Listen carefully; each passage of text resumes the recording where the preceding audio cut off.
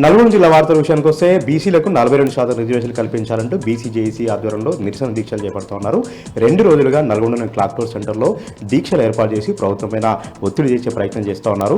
Kamareddy declaration పేరుతో Congress party ప్రభుత్వం మోసం చేసింది. బీసీలను మభ్యపెట్టి ఓట్లు వేయించుకొని అధికారంలోకి వచ్చిన తర్వాత తమను మోసం చేస్తూ వస్తుందంటూ కూడా బీసీ సంఘాల నాయకులు ఆగ్రహం వ్యక్తం చేస్తూ ఉన్నారు. ఇప్పటికైనా సరే కామారెడ్డి డిక్లరేషన్ అమలు చేస్తూ బీసీలకు 42% రిజర్వేషన్ ఇవ్వని వాళ్ళు డిమాండ్ చేస్తూ ఉన్నారు. పార్టీ పరంగా రిజర్వేషన్లు అంటూ మరొక కొత్త రాగం పడుతూ కొత్తగా మభ్యపెట్టేలాగా కాంగ్రెస్ పార్టీ ప్రభుత్వం మోసం చేస్తూ వస్తుంది.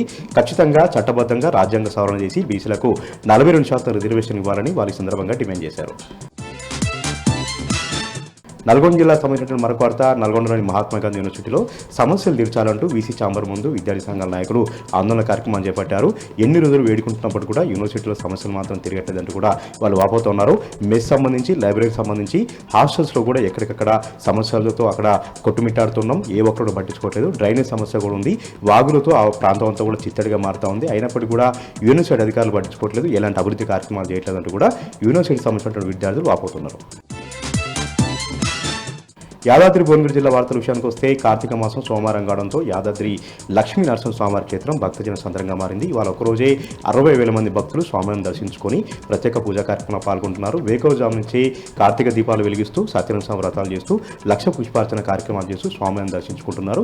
ఈ కార్తీక మాసంలో ఒక్కొక్క రోజు ₹1,00,00,000 పైగా ఆదాయం వస్తోంది. దీంతోపాటు రికార్డు స్థాయిలో 1,00,000కు పైగా భక్తులు స్వామిని దర్శించుకుంటున్నట్టుగా కూడా ఆలయాధికారులు ప్రకటిస్తూ ఉన్నారు. ఈ కార్తీక మాసం ప్రతిరోజు కూడా భక్తులతో సందడిగా మారుతోంది. పరిసరాలను కూడా కిక్కిరిసిపోయి మనకు కనపడతా ఉన్నాయి.